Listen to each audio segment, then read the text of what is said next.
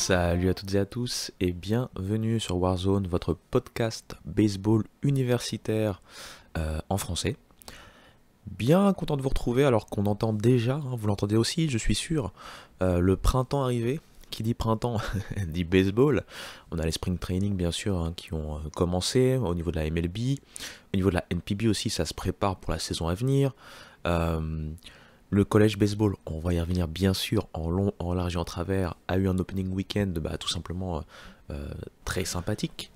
Bien sûr, et bien entendu, avant de commencer le petit instant promo, je vous rappelle que vous retrouvez cet épisode et tous les épisodes sur toutes les plateformes d'écoute, Spotify, Deezer, Apple Podcast et j'en passe. Et de la même manière, vous retrouvez cet épisode et tous les anciens épisodes sur YouTube, le Homera sur YouTube.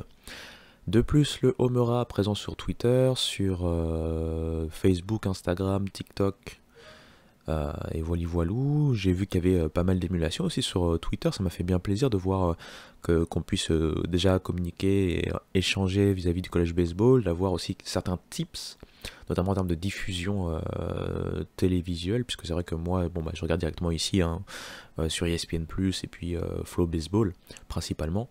Et puis après, j'ai des chaînes liées au cable, au câble. Mais bref, je sais que pour la France, c'est beaucoup plus délicat, donc ça m'a fait plaisir de voir que il y avait une émulation et puis des gens qui ont, notamment une personne en particulier qui a partagé un peu ces informations-là. Donc bien content de voir un peu tout ça. On va pouvoir commencer sans plus tarder. Allez, c'est parti!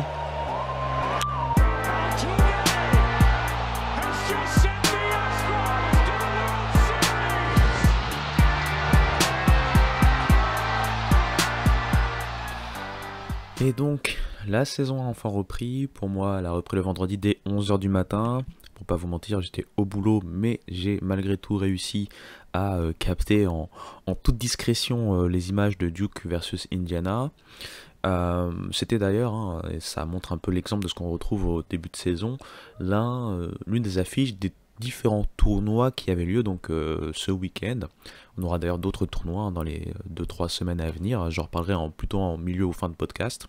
Mais donc bref, j'ai pu commencer avec Duke face à Indiana, deux belles équipes, un Duke qui paraît dès la pré-saison solide et à même de, on va dire, un peu dérangé par exemple Wake Forest en tête de la ACC, face à elle un Indiana dont on attend monts et merveilles en termes offensifs, et on attend aussi une certaine progression en termes de pitching. Et cette première affiche n'a pas déçu, avec le retour tout d'abord sur le monticule de Jonathan Santucci, un l'ace de Duke qui avait terminé blessé la saison dernière et qui revenait donc après cette blessure. Il a été très solide dans une victoire de Duke au final 6-3. Il a notamment réussi à rester assez longtemps au final sur le terrain. Il n'a pas concédé de choses incroyables. Je pense qu'il n'a pas concédé par exemple de run. Il a réussi à strike out 7 personnes, concédé aussi que 2 buts sur balle, et le tout en 5 manches et 86 pitches lancés, ce qui est très très très intéressant pour ce lanceur gaucher qui pourrait, pourquoi pas, être appelé à la draft prochainement et assez haut en fonction de ses performances. Il a paru très à l'aise, déjà capable de lancer avec force, et puis après c'est vrai qu'il a lui normalement plusieurs pitchs dans son arsenal, et il a pu faire montre de tout ça, donc c'était très intéressant de le revoir. À côté de ça, au niveau offensif, Duke n'a pas du tout été, on va dire, discret, parce que c'était un peu la petite interrogation. On sait que Duke, au niveau notamment de son bullpen et de ses lancers en général, c'est quand même très solide, ce qui aide bien entendu à gagner des matchs, mais par contre l'interrogation avec toutes les pertes, notamment des joueurs comme Alex Mooney, l'interrogation venait surtout du line-up et donc de sa puissance offensive. Alors, on va pas non plus faire de plan sur la comète, on va pas faire de conclusion hâtive, ce n'était qu'un premier week-end, mais à l'image de ce qu'ils ont fait face à Indiana et ensuite face à Coastal Carolina notamment, et je pense que le dernier c'était George Mason de mémoire. Bon, en tout cas, ça a plutôt bien déroulé au niveau offensif. On a vu pas mal de joueurs bien s'en sortir, notamment Logan Bravo sur ce premier match que j'ai eu la chance de voir. Si je me rappelle bien, Logan Bravo, je pense qu'il avait réussi un two-run home run d'ailleurs dans ce premier match. Donc voilà, on a vu de très très belles choses et ce n'était que le début. Puisqu'ensuite j'ai pu switcher du côté d'Oregon State Oregon State qui était dans un autre tournoi, le Sanderson College Baseball classique, je pense de nom, je me rappelle pas des noms par cœur de chaque, chaque tournoi. Mais en tout cas, on a eu voilà, très belle performance d'Oregon State tout au long de ce tournoi, et notamment un premier match remporté 15-6. Et le 15-6 paraît assez flatteur limite pour New Mexico, parce que New Mexico a vraiment pris l'eau. Il y avait un moment 11-1 ou 11-2, je me rappelle plus exactement. Mais les battes étaient chaudes du côté d'Oregon State. Pour pas vous mentir, Oregon State, on les attend au niveau offensif à pareille fête. Par contre, au niveau du pitching, on a quelques petites interrogations. Non pas qu'il soit mauvais, c'est un pitching staff assez solide, mais il n'y a pas de pur talent incroyable, en tout cas sur le papier, à l'orée de la saison. Et j'ai envie de dire que, bah, en fait, tout au long du week-end et voilà, du tournoi qu'ils ont remporté, au final, 3 victoires en 3 matchs, euh, on a pu voir vraiment que c'était ça en fait. On a pu avoir la confirmation de ce qui est bien et de ce qui est moins bien, entre guillemets. C'est-à-dire, ce qui est bien, encore une fois, c'est l'offense, avec Travis Bazzana en chef de file, qui a eu. Il a eu quasiment 50% de moyenne à la batte sur le week-end, ce qui est très intéressant.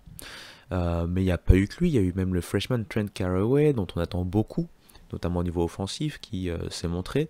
Donc bref, Oregon State a montré de très belles choses au niveau offensif. Par contre, au niveau pitching, ça a été pas mal. J'ai bien aimé Kamets par exemple, face à Minnesota. Il a un peu galéré de temps à autre, il a joué surtout du pitch to contact face à Minnesota. Donc Minnesota, c'était après New Mexico, c'était donc le samedi. Par contre, on a vu quand même certaines limites, que ce soit lui, que ce soit les autres lanceurs en général de côté d'Oregon State. C'est-à-dire qu'encore une fois, il faut que l'offense soit quand même présente pour, on va dire, close un peu les wins, si ça fait sens. Je sais que là, il y a du franglisme à non plus, non plus savoir quoi en faire mais dans cette phrase, mais bon, je pense que vous m'avez compris. Donc voilà, j'ai pu voir Duke d'un côté dans son tournoi qu'ils ont gagné donc 3-0. Le tournoi était sympa, le nom est sympa, c'était Tournament at the Beach ou College at the Beach ou quelque chose comme ça. En fait, c'était en Caroline du Sud, donc du côté de Coastal Carolina, et donc au bord de la plage. Donc il y avait toutes les 2 secondes des images, voilà, des attractions, piscines, etc. Puisque voilà, il y a pas mal d'attractions autour de cette plage. C'était à Conway en Caroline du Sud. Et ensuite, voilà, j'ai switché vers le Sanderson Baseball classique. Lui, c'était en plein désert dans l'Arizona, avec notamment Oregon State, Minnesota et Nouveau-Mexique, New Mexico. Et tout ça m'a amené petit à petit vers le tournoi principal, et c'est celui dont je vais vous parler en principal sur ce podcast, le Shriners College Showdown, qui avait donc lieu du côté de l'antre des Texas Rangers, les derniers champions MLB, au Globe Field, donc de Arlington. Pour cette édition 2024, on avait donc au départ Baylor, Oregon, Nebraska, Texas Tech, Tennessee. Est-ce que j'en oublie une? Bah oui, comme d'habitude. Oklahoma, bien évidemment, dont on va reparler notamment pour son pitching. Ça avait commencé avec un Nebraska-Baylor, lors duquel, en fait, on va dire, ce qu'on attendait vis-à-vis de la pré-saison a été respecté, avec un Baylor toujours, on va dire, en chantier. Quelques progrès à noter, mais ça reste assez modeste sur ce tout début de saison, face à un Nebraska qui a un côté assez solide, assez intéressant. Peut-être pas la meilleure équipe de Big Ten, mais ça peut être une équipe qu'on peut retrouver dans le mix un peu des chasseurs, entre guillemets. En tout cas, c'est une équipe qui, sur tout le week-end, j'ai trouvé intéressante.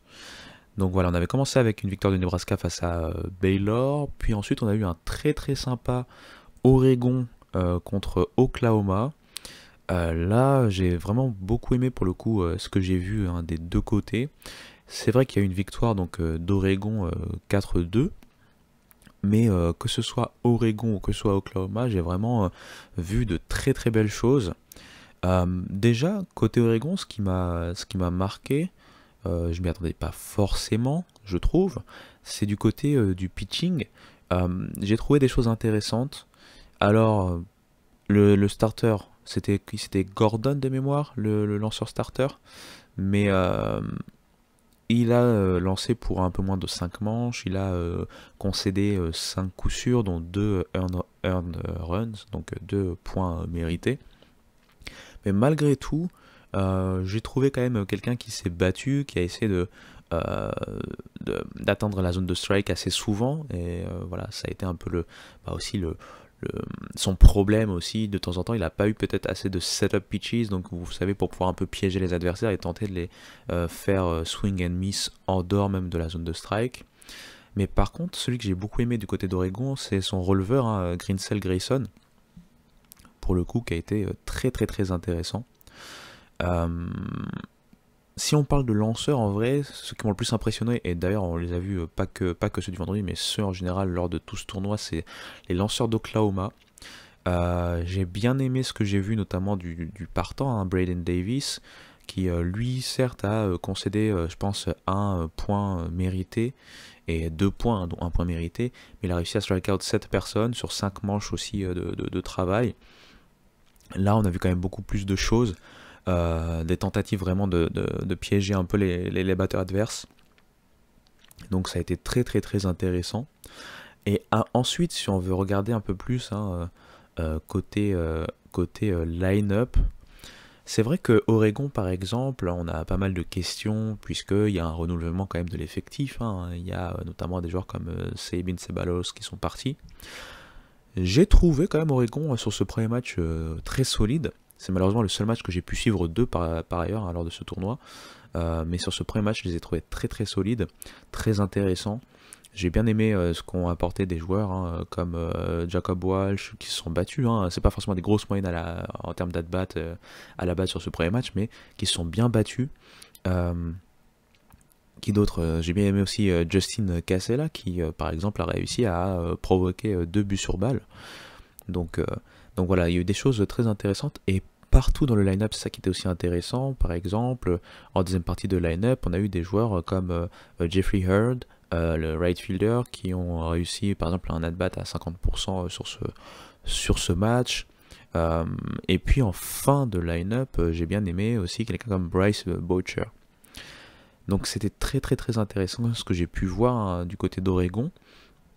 Et du côté d'Oklahoma aussi, alors sur ce premier match, hein, donc ils perdent 4-2 face à Oregon. Ce qui est intéressant du côté d'Oklahoma, c'est que y a des joueurs qui ont quand même réussi à ne pas se faire strike out sur ce premier match. Beaucoup de batailles, essayer de faire jouer les lanceurs, enfin de faire lancer les lanceurs et de leur faire augmenter leur pitch count assez régulièrement. Des at-bats qui se terminent par exemple en full count la plupart du temps, donc c'était très très très sympa à voir. On a pas mal de questions à l'orée de la saison, hein, qu'on se posait sur ce line-up, notamment en termes de puissance. Tout n'a pas été répondu, mais j'ai trouvé quand même des joueurs, notamment John Spikerman, hein, dont on se posait pas mal de questions, qui a été très intéressant sur ce premier match et puis en général sur le week-end. Et puis surtout, il y a un aspect et c'est surtout d'ailleurs vérifié sur le match d'ensuite de Oklahoma face à Tennessee le lendemain, c'est l'aspect défensif. On a eu vraiment des highlights reels de la défense d'Oklahoma sur certains plays. Je pense notamment à Kendall Pettis. Je vous invite, si vous avez la curiosité, d'aller voir un peu sur Twitter. Si vous tapez Kendall Pettis, vous allez voir un peu ce qu'il a pu faire. C'est un joueur très athlétique, le senior d'Oklahoma, hein. Il joue left field et il a été un peu ce porte-étendard d'une défense quand même très intéressante. Donc voilà, on avait donc pour commencer cette victoire d'Oregon face à Oklahoma, comme j'ai dit, 4-2. Et ensuite on a eu le plat principal, hein, c'est-à-dire le soir, on a eu le match en prime time entre Tennessee et Texas Tech, donc qui sont, hein, sur ce tournoi normalement les deux plus grosses équipes, hein, les deux favoris du tournoi très clairement. Et pour vous dire la vérité, on en a vraiment eu pour notre argent, entre guillemets. C'était un super match, vraiment un super match. Un match où on sent vraiment deux équipes qui sont en haut de la chaîne alimentaire, hein, du college baseball. Alors c'est vrai, c'est que le tout début de la saison, hein, on verra bien comment ça évolue, en fonction des blessures, en fonction aussi des états de forme. Mais sur ce premier match, on n'a pas été déçus. Déjà du côté de Tennessee, ça a été l'histoire de deux pitchers. Et les deux s'appellent AJ. J'avais d'ailleurs tweeté là-dessus, hein. C'était un peu l'histoire des AJ sur ce premier match.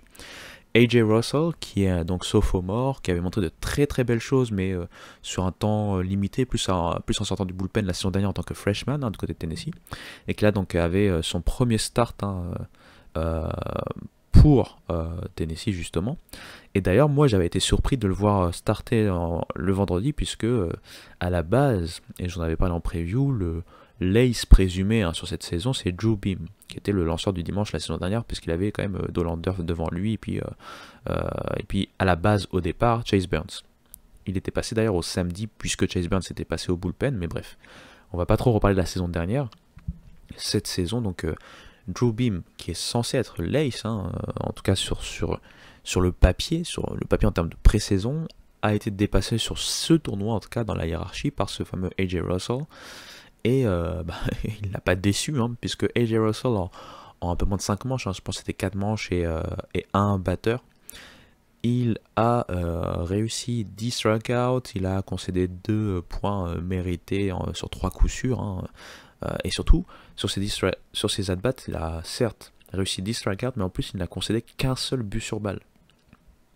C'était vraiment impressionnant ce qu'il nous a montré. C'était vraiment... Enfin voilà. Ça fait longtemps que j'avais pas été autant hypé par un lanceur que je connaissais pas trop. Parce que la plupart du temps, les lanceurs que l'on voit sont des lanceurs que depuis la saison freshman, par exemple, on voit quand même très vite starter. C'était pas le cas de ce fameux AJ Russell, par exemple, la saison dernière, mais puisque Tennessee, sur le papier à la base, avait quand même un gros groupe de lanceurs. L'autre lanceur voilà, et qui a d'ailleurs gagné obtenu la victoire, on va dire, entre guillemets, c'est AJ Cossey. Alors lui, c'est un transfert. Lui, on parle de lui comme un potentiel starter. Voilà, il pourrait intégrer la rotation à court terme. Et surtout, voilà, en cas de pépin, on peut le voir très vite avec son calme et pour le coup un peu plus d'expérience, ce qu'il peut apporter. Pareil, c'est 7 strikeouts avec 4, le reste des manches jusqu'à la fin, donc 4 manches et puis 2 joueurs à retirer.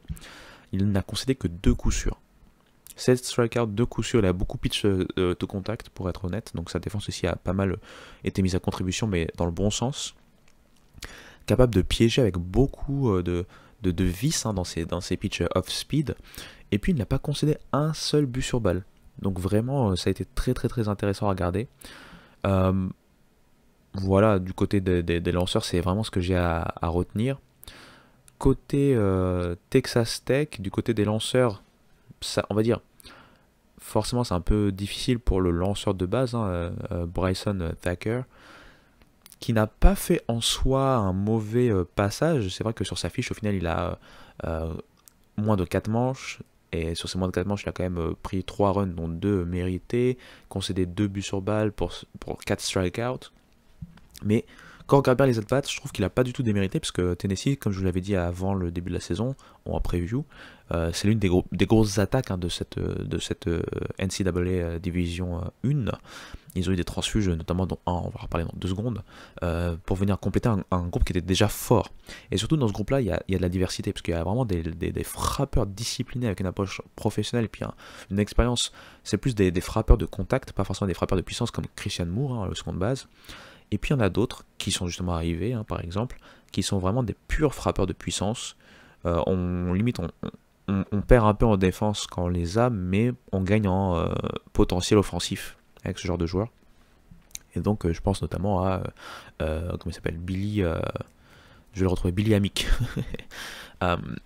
Sur ce match déjà, il a été voilà, il a eu un two-run home run notamment.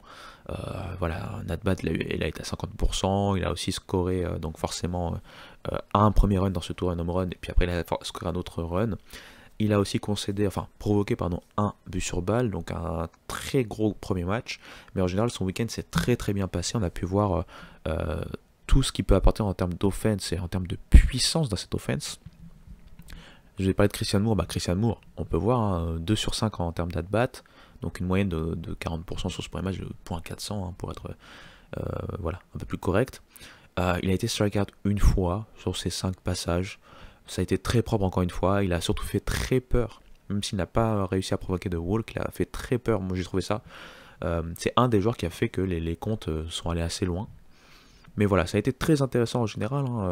J'ai bien aimé aussi ce qu'a apporté Dylan Drayling, notamment un joueur aussi à home run sur ce week-end en général. Donc très très très agréablement pas surpris, mais avoir une confirmation de manière aussi agréable de la part de Tennessee et puis de Texas Tech, hein, qui a fait quand même de très très belles choses. Ça a été intéressant pour finir ce Day 1. Le Day 2, pour le coup, ça a été à part le match, voilà, le principal match que j'ai regardé, c'est-à-dire Oklahoma contre Tennessee, qui lui, pour le coup, aussi a été un autre énorme match. Pour le coup, ce samedi, je ne sais pas si c'est moi ou si euh, c'est la façon dont j'ai un peu suivi ces matchs. J'étais un peu moins hypé. Bon, c'est vrai que déjà on avait Texas Tech face à Nebraska et la hiérarchie a été respectée avec Texas Tech qui a dominé Nebraska. Mais encore une fois, j'ai trouvé Nebraska très intéressant puisque jusqu'à la 9e manche, Nebraska n'était pas mené, hein. Il y avait 3-3, c'est en haut de 9e que Texas Tech s'est voilà, comment dire ça, s'est détaché pour gagner finalement 6-3. Donc c'est en fin de match. Mais pour autant, même si Nebraska s'est bien battu, j'ai trouvé encore une fois un Texas Tech plutôt sûr de ses forces. Voilà, encore une fois, des joueurs, surtout en termes de line-up, qui savent où ils vont, ce qu'ils font, etc. etc. Et puis en termes de défense, j'ai trouvé des joueurs qui, par exemple, comme Gavin Cash, n'étaient pas forcément les plus gros défenseurs que je voyais moi de la saison dernière, mais qui ont l'air d'avoir fait de très bons progrès. Donc des choses intéressantes aussi à ce niveau-là. Avant bien sûr de parler du fameux match Oklahoma contre Tennessee, il y avait un autre match, hein. C'était donc Baylor face à Oregon. Baylor n'a pas été ridicule, loin de là. Ils ont fini par perdre un 7-4. Ils n'ont pas été ridicules. Et pour moi justement, j'ai l'impression que c'est là où j'ai vu les premières petites limites, hein. Encore une fois c'est un tout début de saison, mais les premières limites pour le coup d'Oregon. C'est là où je me suis dit, bon, Oregon c'est très intéressant, mais on sent qu'il y a quand même des choses un peu plus compliquées. Par exemple, le lanceur starter Kevin Sater, c'est une fiche sur 4 manches qui est difficile, entre guillemets. Il a reçu 2 strikeouts, il a concédé 1 but sur balle, il a concédé surtout 3 points mérités et 4 points au total, sur 5 coups sûrs. Donc ça n'a pas été simple. Il a concédé d'ailleurs tous les points, hein, puisque le bullpen pour le coup a été plus solide, plus intéressant.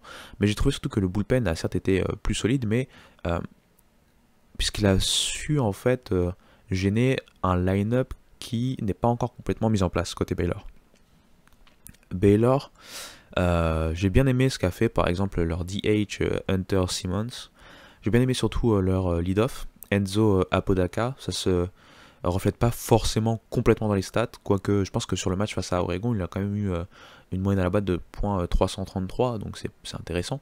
Il n'a pas été sur la carte une seule fois, il a réussi un point produit et a aussi provoqué un but sur balle. Mais en général, j'ai trouvé voilà, une équipe qui veut se battre. Certes, qui n'a pas encore réussi à bien positionner son line-up et savoir en fait comment ça va se faire. Et puis en termes de talent, c'est peut-être un peu en dessous du reste du plateau de ce tournoi-là. Mais franchement, sur ce match-là, il n'avait pas à rougir. Alors là, pas du tout même. Mais on va surtout passer au match match dont je veux vous parler forcément. Ce fameux match entre Oklahoma et Tennessee. Alors, à la base, Oklahoma, je vous ai fait la preview, j'ai dit que c'était une grosse équipe, une grosse équipe. Ça a toujours été une équipe solide. C'est une équipe qui, il y a 2 saisons, a fait les finales des College World Series, mais un peu à la Ole Miss qu'il a gagné aussi cette année-là, qui a vraiment pris la vague d'un momentum sur une fin de saison. C'est-à-dire que si vous voyez la photo de la saison en entier, vous voyez que pendant la première partie de la saison, c'était compliqué, et ensuite, il y a eu un déclic, notamment avec des Peyton Graham, etc., etc., et c'est ce déclic qui les a poussés en fait jusqu'au bout, puisque c'est vrai que le baseball, on le sait, hein, c'est aussi un sport de momentum, et surtout avec un tournoi comme le tournoi national qui arrive à point nommé pour certaines équipes. L'année dernière, ça a été beaucoup plus délicat pour Skip Johnson et ses troupes, et cette saison, on s'est dit, voilà, il y a du pitching de qualité, d'ailleurs ils l'ont prouvé face à Tennessee très très clairement, on va en reparler dans 2 secondes. Par contre, pour le line-up, c'est intéressant, mais est-ce qu'on a vraiment autre chose que un simili small ball? Pourquoi j'ai un simili small ball? C'est dans le sens où, à la base, ils n'ont pas forcément de frappeurs de puissance reconnus, même s'ils ont réussi à faire de belles choses. Ils ont plutôt des frappeurs de contact, des frappeurs irréguliers également, Donc c'est très difficile de pouvoir prévoir ou prédire une offense à partir de ce qu'on voit sur le papier d'Oklahoma, de la part d'Oklahoma. Là, l'offense n'a pas forcément été incroyable pendant la quasi-totalité du match, mais a su être clutch en fait. C'est un peu ça le principe. Ce qui a surtout tenu Oklahoma et a permis à Oklahoma au final de gagner face à Tennessee, c'est son pitching staff. Le premier dont j'ai envie de parler, c'est forcément l'expérimenté Brendan Gurton. Alors, c'est un lanceur qu'on connaît comme étant solide, mais c'est pas un lanceur incroyablement talentueux, même s'il a une balle rapide qui est en constante progression. Là, ce qu'il a montré, et après encore une fois c'est sur un seul match et un début de saison, c'est l'étoffe vraiment des lanceurs expérimentés du college baseball. Ils savent à quel moment enclencher, à quel moment agresser, à quel moment aussi piéger. Et c'est un peu tout ça qu'on a vu de sa part. En témoigne ses 9 strikeouts pour 3 buts sur balle concédés.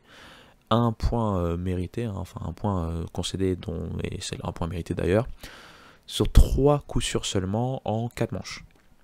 Ça a été très très très sérieux de sa part, même des fois très impressionnant, parce qu'il y a eu plusieurs fois où malheureusement, où il a dû subir voilà, la pression de la part de Tennessee avec des joueurs qui arrivaient soit par un but sur balle, soit par un coup sûr à intégrer, voilà, à entrer sur le terrain et puis à mettre la pression en termes de comment on dit ça, en termes de présence si vous voulez.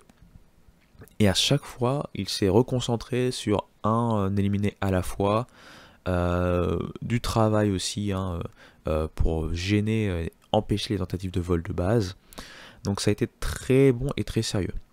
Mais celui, moi, qui m'a vraiment le plus impressionné, et d'ailleurs c'est marrant puisque il y a une petite histoire derrière lui, c'est Kyle. Est-ce que c'est Kyle? Faudrait que je retrouve son prénom exactement, mais je sais que ça commence par un K. Je pense que c'est Kyle, mais je suis pas sûr. C'est Kyle Witherspoon. Et en fait, si vous voulez, c'est pas le seul Witherspoon de la fratrie Witherspoon qui joue pour Oklahoma, puisque le jour d'avant, on avait son frère jumeau. Donc c'est assez intriguant aussi à regarder deux frères jumeaux qui lancent pour la même équipe, qui sont tous les deux releveurs et qui ont fait d'ailleurs de très belles performances. Bah justement, ce Witherspoon, ce deuxième-là, ce jeune homme-là a été très bon. Il a eu un tout petit peu du mal à rentrer dans le match, même s'il n'a pas concédé de points. Il avait concédé très vite un premier but sur balle.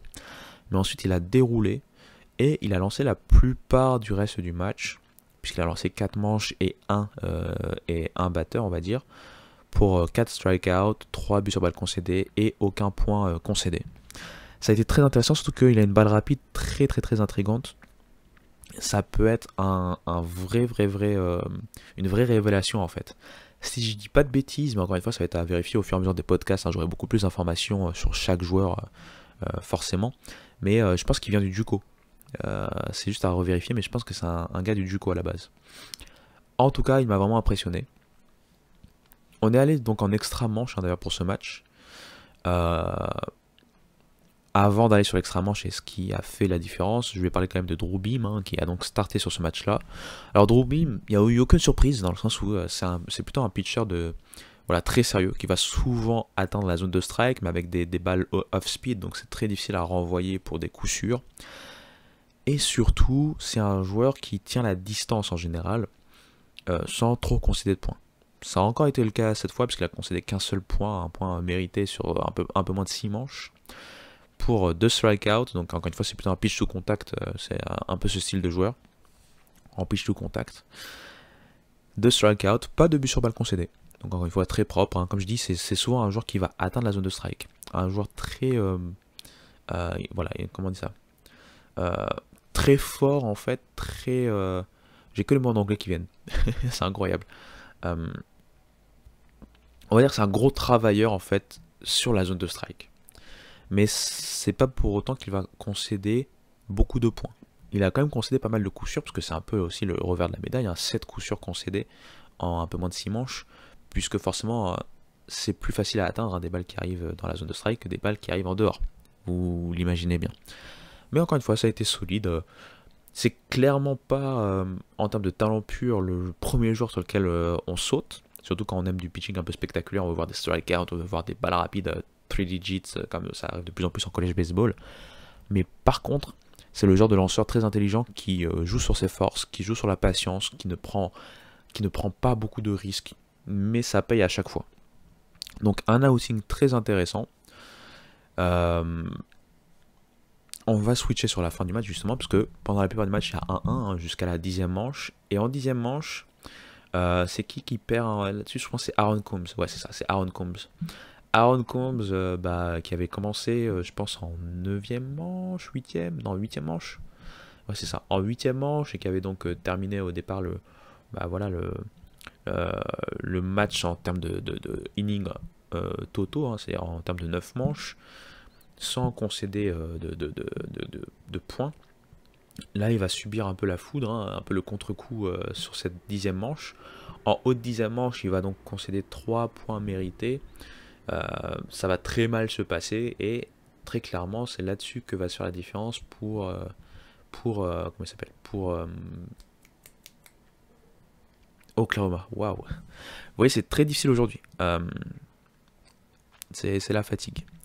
Mais bref, l'écart est fait. Il y aura un autre point pris par Derek Schaefer, qui sera l'une des relèves de ce releveur, hein, donc Aaron Combs.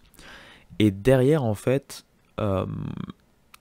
c'est Lambert, hein, je pense le dernier, ouais c'est ça. Lambert va continuer un peu sur la lancée de Gurton et Witherspoon et ne va pas concéder de points du tout. Voilà, entérinant la victoire donc 5-1 d'Oklahoma face à Tennessee.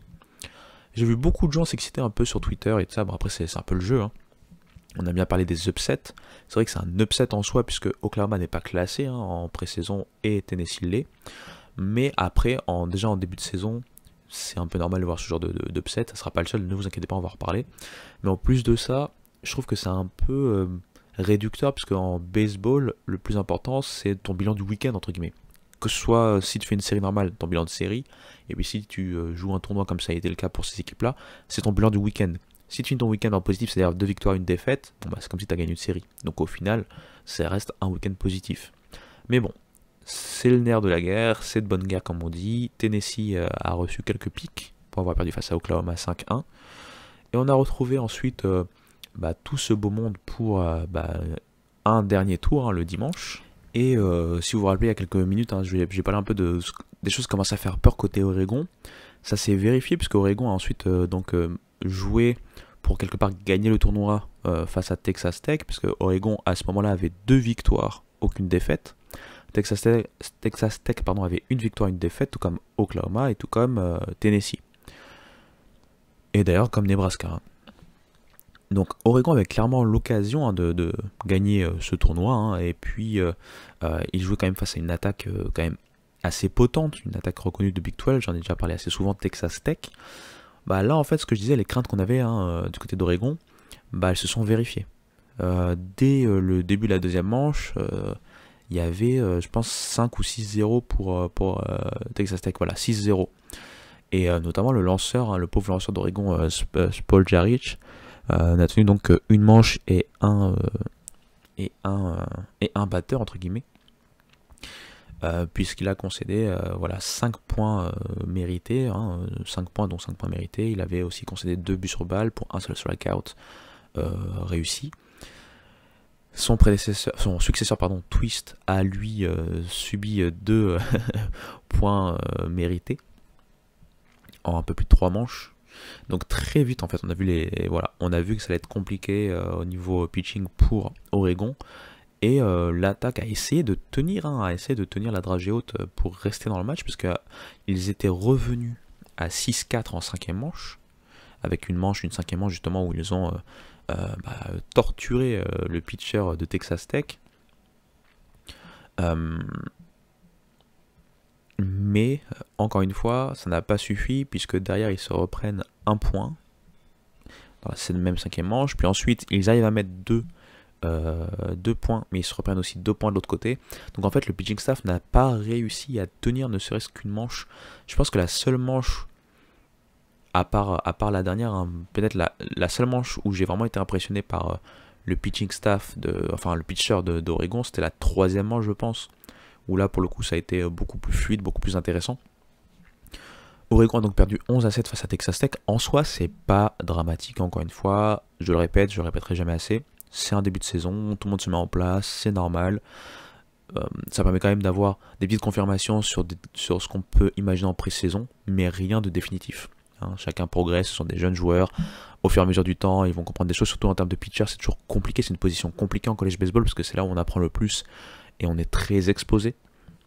Donc il n'y a rien de dramatique, mais c'est juste que voilà, on a une confirmation des travaux hein, pour Oregon, notamment sur son pitching staff.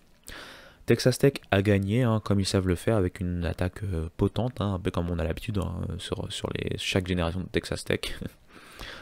Pour autant, le pitching, encore une fois, n'a pas été exempt de tout reproche, mais on va dire que ça a suffi pour gagner. Ensuite, on peut vite passer sur Tennessee-Baylor, puisque Baylor était clairement le petit poussé de ce groupe-là. Ils ont encore perdu, hein, 3 matchs, 3 défaites, 11-5 face à Tennessee. C'était plié assez rapidement, hein, le 11-5 est presque, comment je peux dire ça, presque flatteur pour Baylor pour le coup. Donc j'ai pas trop envie de m'attarder dessus. Et ensuite on a eu, en fait c'était d'ailleurs le premier match en vrai, hein, mais ensuite on a eu pour finir ce fameux Nebraska contre Oklahoma. Et j'ai beaucoup aimé ce que j'ai vu. Alors, je vais remettre dans le contexte tout d'abord. Je vous l'ai dit, Oklahoma sort d'une grosse victoire face à Tennessee, 5-1. C'est un match qu'elle a en extra inning, dimanche. Et surtout, c'était le match du prime time.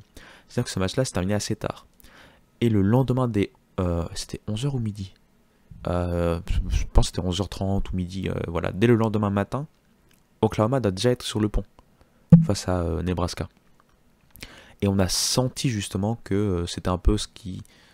Enfin, personnellement, j'ai trouvé que c'était exactement ce qu'on pouvait imaginer, c'est-à-dire un Oklahoma qui a du mal vraiment à se mettre en place dans tous les compartiments du jeu, alors que Nebraska leur a un peu, on va dire entre guillemets, sauté à la gorge. Très vite mené 2-0, Oklahoma va revenir à 2-1, puis ensuite ils vont être menés 5-1, puis ils vont revenir à 5-3, puis après ils vont être menés 6-3. Donc voilà, ça a été très compliqué. Après, ils vont venir à 6-5 en 7ème avant de gagner vraiment en mode walk-off en fait. Parce que c'est en bas de 9ème qu'ils mettent les 2 runs dont ils avaient besoin pour l'emporter. Donc ça a été très très très compliqué. Honnêtement, s'il n'y avait pas eu aussi l'erreur, parce que dans la 9ème, si je me rappelle bien, c'est... alors je ne me rappelle plus de son nom, mais je sais qu'il y a une erreur d'un infielder qui permet justement non seulement d'avoir un score, donc ils reviennent à 6-6, c'est ça hein. Ouais c'est ça, ils reviennent à 6-6 sur une erreur de Nebraska, ce qui lance en fait et termine voilà, le match, parce qu'après il y a le coup sûr de Willits qui permet donc alors c'était qui a gagné, qui a scoré, c'est Snyder qui a scoré, mais c'est sur un coup sûr donc ouais c'est ça, de Willits. Oklahoma l'emporte vraiment au bout du bout. Nebraska n'a pas du tout démérité. Mais encore une fois, je trouve que la narrative est importante, c'est-à-dire qu'il faut remettre le contexte.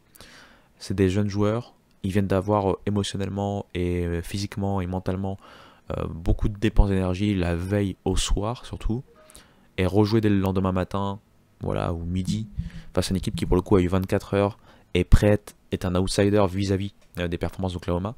Voilà. Donc je trouve que justement Oklahoma a fait un très bon, a réussi à rebondir de manière très bonne pour finir le tournoi en 2-1, tout comme donc Oregon et Texas Tech et Tennessee. Et donc ensuite pour désigner le vainqueur, bah forcément comme on n'a que des équipes en 2-1, bah il suffit de regarder en fait un peu comme au foot, hein, la différence de but, bah là c'est un peu le même principe, c'est la différence de run. Et donc c'est Tennessee qui l'emporte pour une meilleure différence de run hein, vis-à-vis de Texas Tech et Oklahoma. Et je pense que Oregon était un peu derrière. À revérifier, mais bon, en gros, Tennessee remporte le tournoi. Mais ce qu'on peut retenir de ce tournoi, c'est voilà, déjà du très beau baseball, des équipes au rendez-vous. Je pense à Oklahoma, je pense à Tennessee, je pense à Texas Tech. Oregon aussi a montré de belles choses, même s'il y a eu aussi certaines limites. J'ai trouvé aussi Nebraska très intéressant. Ils finissent en 1-2, donc une victoire de 2 défaites, mais je les ai trouvés quand même combatifs, très intéressants. Alors, encore une fois, ça peut être une équipe qui en Big Ten peut avoir son mot à dire. Pour le coup, Baylor, encore une fois, comme j'ai dit, hein, c'est de la reconstruction, donc pas de surprise. Il y a eu des choses intéressantes. Il y a eu au moins le fait de vouloir se battre. Ça reste assez limité, mais il y a quelques joueurs sur lesquels ils peuvent compter pour le futur, donc c'est très intéressant aussi pour eux. Et donc voilà un peu l'expérience, mon retour d'expérience de ce Shriners College Showdown, puisque ça a été le principal tournoi que j'ai pu suivre en entier quasiment. J'ai envie d'arrêter de donner mon avis personnel et d'aller sur une deuxième partie qui va être beaucoup plus ok. Qu'est-ce qui s'est passé un peu dans le reste de l'actualité, mais en gros. Donc on fait une petite transition musicale et ensuite on passe à ce petit volet.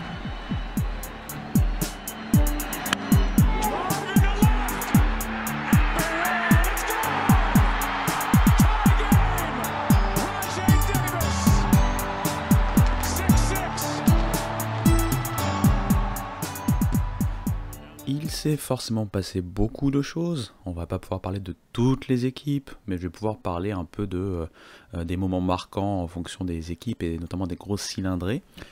Et si on commençait par la SEC? On a déjà parlé de Tennessee, hein, donc qui a réussi un week-end positif avec 2 victoires et 1 défaite. Si on regarde un peu le bilan des équipes SEC en général, c'est un bilan plutôt positif en termes comptables.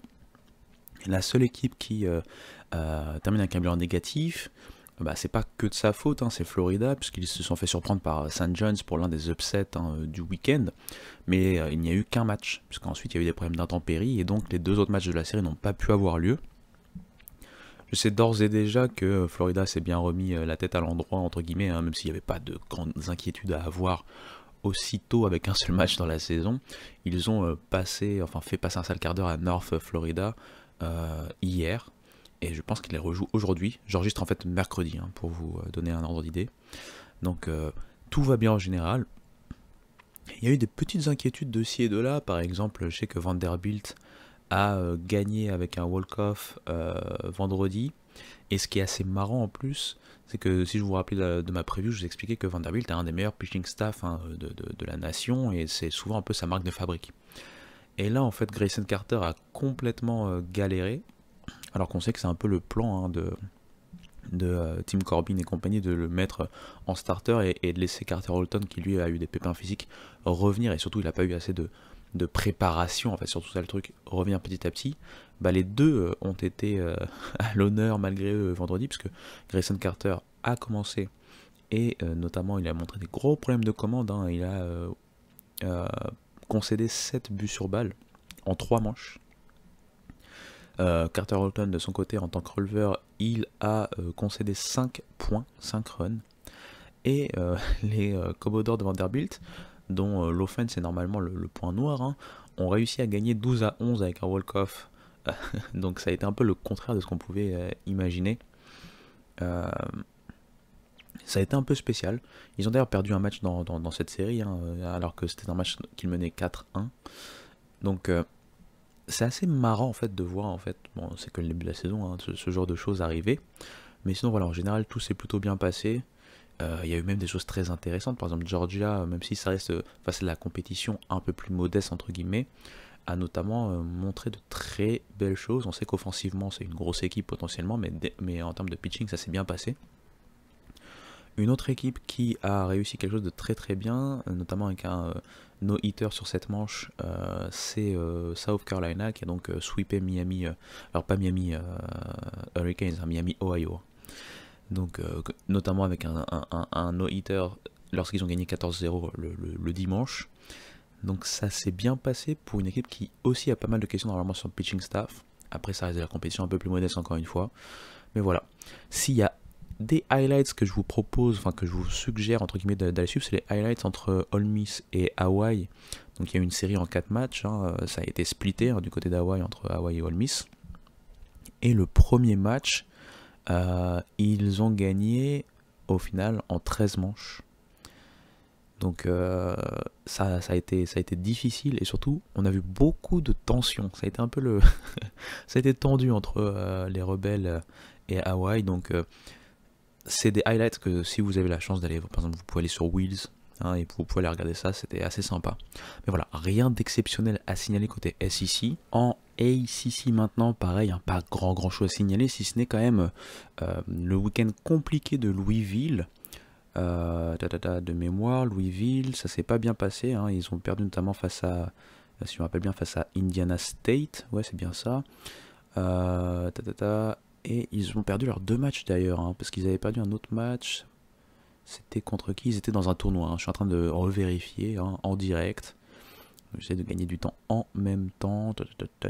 Louisville. Ah oui, ils ont joué... Ouais, c'est ça en fait. Ils ont joué un match. Ils ont perdu contre Indiana State.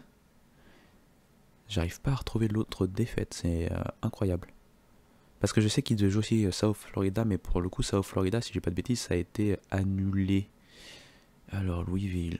Ah voilà, je les ai retrouvés. Ils ont fait en fait un double header, c'est pour ça que j'avais du mal à les retrouver. Mais je sais qu'ils avaient eu un bilan négatif. J'avais entendu en fait dans un des podcasts que j'écoute. Et du coup, hein, voilà, à part Louisville, donc qui a perdu face à Indiana State et puis après face à UConn, ça s'est plutôt bien passé pour les équipes de ACC.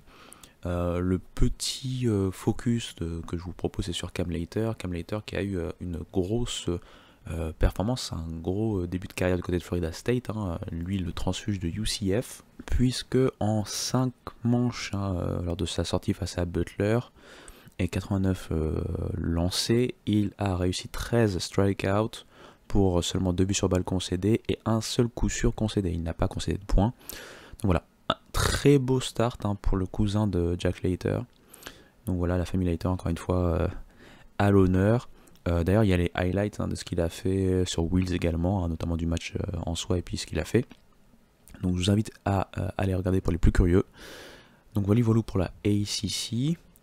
En Big 12, ça a été un peu plus coup-ci coup-ça, et en fait, l'équipe principalement que je veux mettre en avant, parce qu'ils ont eu beaucoup de mal, c'est Oklahoma State. Alors, Oklahoma State, ils jouaient une série hein, normale pour le coup, pas un tournoi, et ils jouaient en fait face à Sam Houston. Sam Houston, c'est notamment l'équipe, si je me dis pas de bêtises, de Colton Cowser. Colton Cowser, il est connu parce qu'il est du côté de Baltimore, hein, dans toute cette jeunesse plein de talents, pétri de talents dans le farm system et même dans l'équipe 1 MLB. Donc bref, Oklahoma State se jouait donc contre cette équipe, et ce qui est assez intriguant, et voilà, ça reste une série de début de saison, donc rien non plus de dramatique, mais ils ont eu beaucoup de mal au niveau de la batte. Donc notamment, ce que j'avais lu, c'est qu'il y a eu un gros problème de discipline. Hein. Ils se sont fait strikeout 18 fois. Ils ont réussi à collecter 11 coups sûrs et se sont fait strikeout 18 fois. Pour une équipe dont on parle beaucoup de l'offense cette saison, c'est pas folichon. Après, encore une fois, voilà, ça reste une série de début de saison. À voir comment ils vont se comporter, puisque là, ils vont faire partie du prochain tournoi du côté du Globe Field, hein, entre des Rangers. Ça doit être les baseball series, college baseball series, quelque chose comme ça de nom. Je me rappelle pas trop du nom, mais voilà, il y a un beau plateau, parce que je pense qu'il y a Arkansas aussi, notamment parmi les équipes qui y seront. Donc à voir comment ils se débrouillent le week-end qui arrive. À part eux, voilà, il y a eu à la fois des choses plutôt tranquilles. Hein. Je pense à des équipes comme pour l'instant Houston ou TCU. Alors, Houston notamment. TCU, alors ils ont un bilan parfait hein, pour l'instant, notamment sur le week-end. Mais ça n'a pas été si simple que ça face à FGCU, hein, Florida Gulf Coast. Gulf Coast, ouais, c'est ça le nom. Et on a vu des choses, ça a été... certes, ça a fini par un sweep, mais ça a été beaucoup plus compliqué que ce que le score brut laisse présager quand on voit la série gagner. UCF pour le coup n'a pas pu vraiment jouer, je pense qu'ils étaient aussi touchés par les problèmes d'intempéries, hein, puisque c'est en Floride. Texas, ils ont remporté leur série, hein, 2-1, Texas Tech, comme j'ai dit, 2-1 dans le tournoi le Shriners. Des équipes voilà, qui ont fait d'autres tournois, je pense à Kansas State, hein, qui avait perdu contre Boston College, mais après que ça s'en est bien sorti face à Cal. Donc ça reste voilà, un début de saison, il y a encore des choses à améliorer. West Virginia c'est pareil, ils ont split leur série face à Stetson, hein, donc ça n'a pas été aussi simple que ça, mais ils ont quand même réussi à faire des choses. Donc voilà, si ce n'est, voilà, pour moi il n'y a que Oklahoma State qui est vraiment entre guillemets décevant, puisque voilà, même les équipes qui ont perdu comme BYU ou Cincinnati ou Baylor, c'est presque attendu pour le coup, donc c'est pas voilà, impressionnant ou surprenant qu'ils aient un bilan négatif en tout début de saison. Donc voilà, le père Holiday a des choses à faire, a du travail hein, du côté de Oklahoma State dans tous les cas. Du côté de la Pac-12, là aussi, on va dire c'est mi-figue mi-raisin. avec des surprises. Hein, de toute façon, je vais le répéter, ça va être le mot d'ordre de ce podcast, mais voilà. Pas de conclusion hâtive, début de saison, ça paraît normal. Peut y avoir des surprises, mais voilà. On les note et on les notifie quand même. Donc je vais commencer par les surprises négatives, comme par exemple le fait que USC a perdu 3-0 hein, dans le tournoi, c'était le Desert Invitational, là, le tournoi avec notamment Grand Canyon qui est donc la mid-major qui a traumatisé tout le monde là-bas. Ça s'est donc pas très bien passé avec voilà, 3 défaites en 3 matchs. Washington aussi a galéré avec 2 défaites notamment en 3 matchs. Et l'autre équipe bien sûr dont on va parler c'est Stanford. Stanford, hein, j'en ai parlé, hein, c'est vrai que là ils partent une nouvelle, on va dire une nouvelle cuvée. Beaucoup de stars parties. On sait que l'année prochaine notamment, hein, on a beaucoup parlé de Stanford vis-à-vis de Rintaro Sasaki puisqu'il va rejoindre Stanford en 2025. En attendant, il y a beaucoup de freshmen qui sont donc promus et des sophomores aussi. Et ça s'est pas bien passé face à Cal State Fullerton, hein, l'équipe de Big West, dont je vous parle ou je vous ai parlé assez souvent, avec une série perdue à domicile donc face à ces derniers hein, pour Stanford. C'est alors c'est pas forcément inquiétant en soi parce qu'encore une fois on le sait, en transition, la jeunesse doit prendre du galon de l'expérience et il n'y a pas d'autre choix que de les faire jouer en match. David Esquer c'est aussi ce qu'il fait, hein, il a formé pas mal de jeunes joueurs à être très performants. Donc ça va être sur la durée et faut peut-être pas s'attendre à ce que Stanford soit à la fête comme habituellement. Je maintiens le fait que voilà, avec cet entraîneur, avec cet effectif quand même, il y a du talent, même s'il y a beaucoup moins d'expérience. Et donc on va pouvoir suivre un peu plus attentivement comment ils vont s'en sortir sur le reste de la saison. À part ça, j'ai trouvé par exemple Cal, hein, elle aussi présente un tournoi. Hein, je pense mis à part sa défaite face à Kansas State, c'est des victoires. Donc ça s'est bien passé, 2-1. Il y a des équipes, voilà, peut-être face à une on va dire compétition plus modeste, mais ils ont quand même fait le job. Hein. Je pense à Washington State, je pense à Utah. J'ai bien aimé aussi Arizona State qui a non seulement fait un très bon week-end, mais qui en plus là, c'est hier, ils ont battu Kansas State. Arizona aussi a fait un très bon week-end, puisqu'ils jouaient face à une des équipes rankées, un Northeastern, la mid-major qui monte hein, du côté de la CAA, et ça ne les a pas empêchés de remporter la série 2-1. Et puis, tout a roulé pour UCLA qui a montré un peu ce qu'ils pouvaient donner quand ils sont tous en santé. Encore une fois, c'est encore un tout début de saison, donc à voir sur la durée. Et d'ailleurs, ils vont avoir un premier test très important, puisque ce week-end, ils vont jouer TCU. Donc, voilà. Et bien sûr, je ne parle pas d'Oregon State. Oregon State, hein, j'en ai parlé en tout début, hein, ils étaent dans le Sanderson Baseball Classic. Je pense pas que la concurrence était exceptionnelle non plus là-bas. Ils ont quand même fait le job, ils ont sweepé le tournoi. Et là, si je dis pas de bêtises, ils viennent de battre Texas Tech quand même. Ils sont déjà au Globe Field, hein. Ça compte pas pour le tournoi, si je dis pas de bêtises, parce que le tournoi commence vraiment vendredi. Mais ils ont déjà joué là un match face à Texas Tech aujourd'hui. Et une victoire 6-1. Donc tout roule pour Oregon State, Baziana est chaud, Caraway a montré déjà de belles choses. L'effectif est deep, surtout au niveau du line-up. Donc voilou. Et si on parlait de la Big Ten un peu, tiens. La Big Ten aussi, voilà, il n'y a pas eu de surprise, c'est-à-dire que les équipes qu'on attend, hein, notamment Rutgers par exemple, Indiana hein, lors du tournoi, notamment face à Duke, et Coastal Carolina, Iowa, même s'il y a eu un petit upset hein, lors du tournoi où ils sont allés, ils ont quand même eu un bilan positif. Je pense aussi à Maryland. D'autres équipes qui ont bien commencé comme Penn State, Purdue, Illinois qui s'est bien défendu, hein, ils étaient dans le tournoi de Wake Forest, si je dis pas de bêtises. Voilà, il n'y a pas eu trop de surprises. Minnesota s'est bien battu lors du tournoi hein, où ils étaient notamment face à Oregon State. Michigan a montré des petits soucis face à des mid-majors. Michigan State, pour le coup, hein, c'est pas une équipe qu'on attend beaucoup en termes de baseball. Ils ont quelques joueurs de talent, mais je veux dire, on va plus les voir pour former des joueurs de manière un peu ponctuelle, plutôt que vraiment avoir des grosses stats collectives et avoir une équipe qui tient la route. Nebraska commence avec un bilan négatif, mais encore une fois dans un tournoi très relevé, et ils ont montré quand même de belles choses, donc voilà, rien de choquant. Et puis Northwestern, pour l'instant, on n'attend pas grand chose de malheureusement. Et pour l'instant, ils viennent de commencer de manière attendue. Donc voilà, Maryland, c'était intéressant de voir Matt Swope un peu et son style. avec cette idée d'être très agressif offensivement. Ça va pas trop changer de Rob Vaughn pour le coup. Iowa, on a vu Brody Brecht, qui a été un des 3 pitchers de la nation à dépasser les 100 miles par heure lors de ses lancers. Hein, ce qui a impressionné tout le monde, en oubliant de parler que voilà, ça n'a pas été si simple pour lui. Comme d'habitude, hein, la commande n'est pas sa meilleure amie, sa meilleure alliée, mais bon. Des choses très impressionnantes. Indiana, encore une fois, ils ont montré des belles choses au niveau des lanceurs. Alors j'étais même pas au courant d'un truc, c'est que Indiana n'a pas défini sa rotation. Il se base vraiment sur le pitching staff et ensuite décide en fonction des états de forme et de ce qu'il voit qui va démarrer en fait. C'est assez intéressant, je dirais, c'est un peu baroque entre guillemets. C'est pas quelque chose qu'on voit souvent. Donc on va attendre un peu plus hein, pour la Big Ten pour voir où se situe cette équipe là, surtout en termes de niveau national. Je sais que Iowa normalement doit jouer dans un tournoi incessamment sous peu. Est-ce que justement c'est pas le Globe Field? Je vérifierai et vous redirai sûrement par Twitter par exemple, où vous rappellerez un peu, où vous reposterez les calendriers, ce qui vous permettra de savoir où Iowa et quand Iowa joue contre qui. Mais voilà, il y a des choses intéressantes qui sont passées en Big Ten. Comme un peu partout dans les grosses conférences.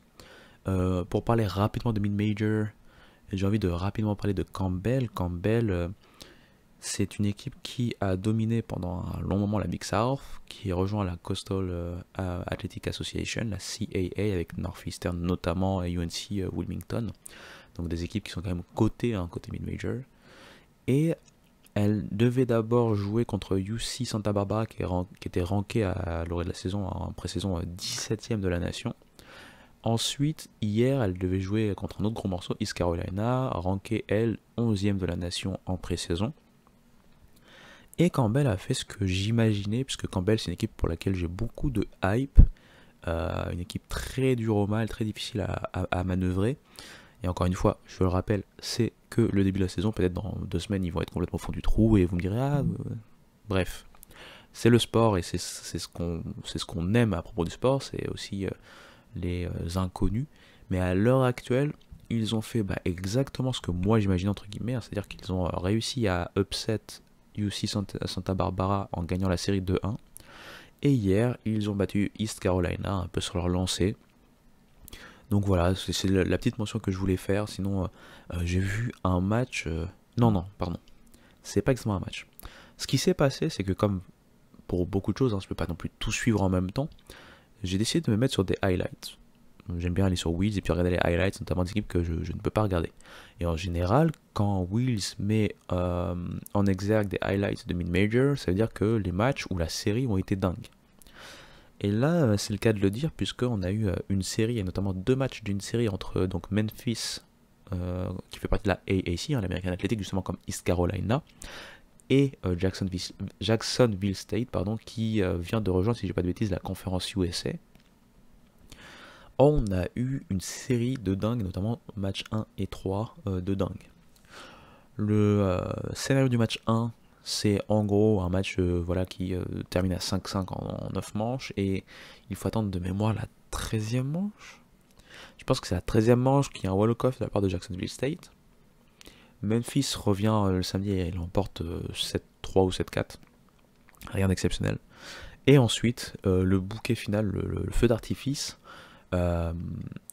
Jacksonville State, très vite mené 9-2 par Memphis, revient dans la partie à 9-9 et finit par l'emporter pour gagner la série. Donc voilà, encore une fois, le baseball, c'est pas juste les puissances, les Power Conferences ou les conférences du Power 5 ou Power 4, comme on veut. C'est c'est un niveau entre guillemets assez homogène. On peut trouver de très bons baseball un peu partout. Donc je voulais highlighter pour finir cette match-up, cette série. Et j'ai pas grand chose d'autre à vous dire. C'était un opening weekend assez incroyable. Il y a eu des performances incroyables. Justement, dans cette série, il y a eu le speedster de Jacksonville State. Alors, désolé pour les noms, parce que c'est pas forcément des joueurs que je connais. Je connais pas tous par cœur, il y en a des milliers. Mais je pense qu'il s'appelle Carson Johnson. C'est vraiment de mémoire, c'est ce que j'entendais en fait lors des highlights de Wheels. Je pense qu'il s'appelle Carson Johnson. Ça serait un truc à vérifier et je m'en excuse à l'avance. Mais il a été exceptionnel sur les deux matchs que j'ai vus. Alors peut-être pas à la batte sur le premier match. Sur le deuxième match par contre, donc le match 3, il a été prépondérant. Mais surtout il nous a sorti un triple Si vous voyez la vitesse de déplacement de ce mec, c'est assez incroyable. Donc voilà, c'est pour dire qu'il y a du talent partout. D'ailleurs, en parlant de talent partout, je pense que Cam Leiter, dont je vous ai parlé un peu auparavant, a été élu pitcher de la semaine, hein, avec notamment ses 13 strikeouts. Et puis on a eu des grosses envolées offensives, des grosses performances offensives de beaucoup de joueurs. J'ai bien aimé par exemple de voir des joueurs qu'on attend au tournant comme Jalin Flores réussir des petits coups d'éclat de ci et de là. J'ai bien aimé voir des confirmations comme Bazzana qui a clairement roulé sur la concurrence lors du Sanderson Baseball Classic par exemple. Et puis il y a des joueurs qu'on ne connaît pas forcément qui ont réussi des belles performances. Comme par exemple un Will Butcher, le joueur de Troy, qui a été élu par D1 Baseball joueur de la semaine, un joueur on va dire joueur du line-up de la semaine en termes offensifs. Hein. C'est notamment un home run, 9 coups sûrs, 6 doubles, 15 points produits sur le week-end, hein, donc en 3 matchs, pour une grosse performance statistique bien sûr, et puis pour aussi highlighter le fait, comme j'ai dit, que on ne parle pas forcément tout le temps des meilleurs joueurs, des gros prospects, des gros cylindrés. Il y a eu notamment ce week-end des matchs avec plusieurs home runs du même joueur dans le match ou dans le week-end. Je sais que Billy Amick par exemple, qui est un prospect pour le coup, de côté de Tennessee, a réussi au moins 2 home runs ce week-end. Travis Bazzana aussi a réussi déjà plusieurs home runs. Il y a des joueurs qui n'avaient pas forcément des grosses stats la saison dernière qui ont déjà presque atteint leur nombre de home runs sur la saison dernière. J'avais lu ça il n'y a pas longtemps, ce matin. Donc on est parti sur les chapeaux de roue. Il y a déjà des petites polémiques. On parle des fameuses balles qui seraient un peu... Alors je sais que le terme anglais c'est juice. C'est-à-dire que... en gros, pourquoi on émet l'idée qu'il y aurait quelque chose qui est trafiqué au niveau des balles. D'autres parlent au niveau des battes. Puisqu'il y a eu beaucoup de home runs. Je pense même qu'il y avait dans une série, il y a une équipe qui a réussi 11 home runs. Donc dans une série, 11 home runs, c'est quand même assez incroyable. Donc voilà, on va pas nous partir dans la polémique, on va clôturer le podcast, enfin l'épisode. Je vais juste vous donner un peu les affiches du week-end, parce qu'on a encore des tournois. Je fais juste une petite pause pour boire de l'eau et ralentir la cadence.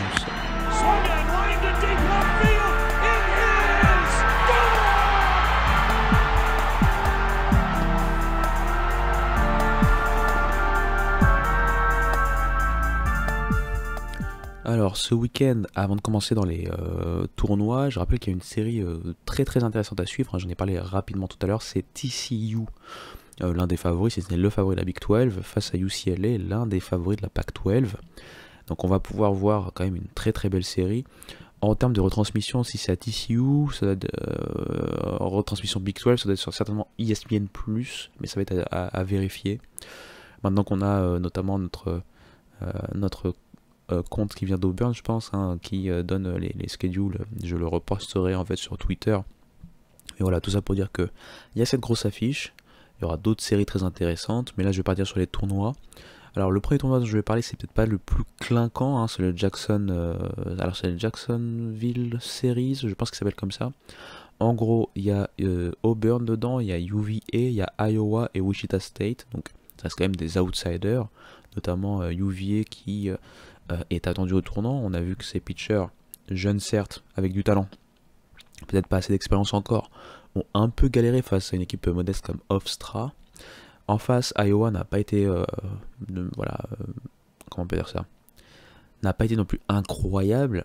Et puis Auburn pour le coup a quand même dominé sa série, une série peut-être un peu plus tranquille pour eux, et vont être un peu plus testés et au révélateur de la Big Ten et de la ACC.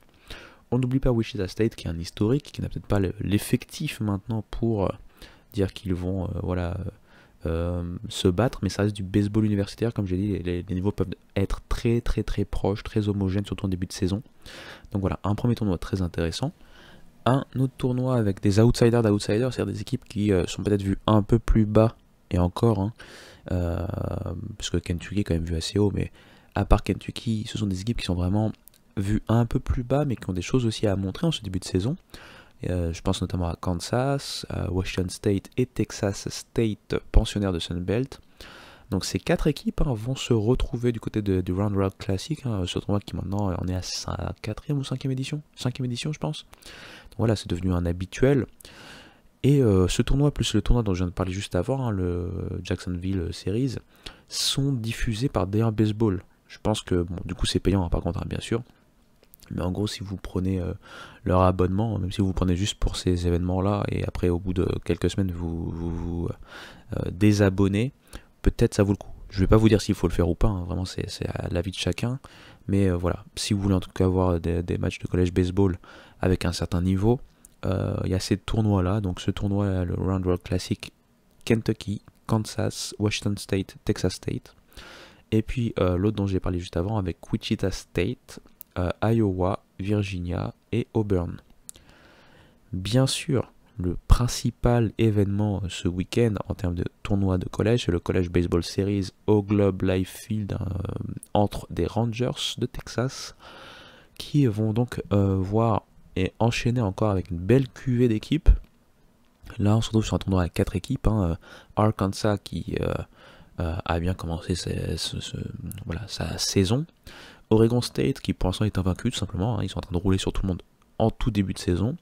Michigan qui a eu beaucoup de difficultés, qui fait en fait office de petit poussé sur ce tournoi, et Oklahoma State qui va avoir des choses à se faire pardonner et notamment essayer de se montrer au révélateur des autres équipes assez puissantes de ce plateau. Pour le coup, ce tournoi est diffusé normalement par Flow Baseball, du groupe Flow Sports. Donc là aussi c'est payant. Et j'imagine qu'il faut un VPN aussi, mais voilà, c'est juste pour vous dire que c'est disponible là-bas. Et puis, comme j'ai dit, en dehors des tournois, il y a toujours des séries. Je le répète encore une fois, TCU versus UCLA, ESPN+, donc malheureusement ça aussi c'est payant. Et j'imagine un VPN également est obligatoire.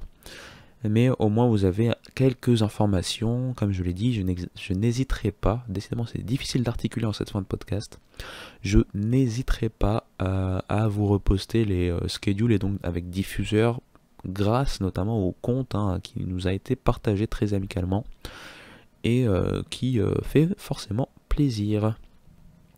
Voilà. Donc j'espère que ça a été assez digeste, je sais que j'ai eu pas mal galéré, je suis très KO pour vous dire la vérité. Mais on va essayer de continuer. Je ne sais pas encore s'il y aura un podcast dès la semaine prochaine, mais en tout cas, vous pouvez me retrouver sur Twitter, bien sûr, pour tout ce qui est college baseball. La vidéo dont je parle depuis longtemps, qui est devenue presque un fantôme, presque une légende, presque un mythe, est quasiment sur le point de sortir, puisque j'ai enfin fini le montage. Il me reste à peaufiner un peu 2-3 trucs, et puis garder les temps pour le chapitrage. Donc ça devrait sortir incessamment sous peu, peut-être avant même le podcast, je sais pas encore, je vais pas vous mentir. Beaucoup de choses à faire en même temps, mais bon, on essaye de se donner à fond. Et sur tous ces bons mots, je vais vous libérer. On se dit à très bientôt, allez, ciao.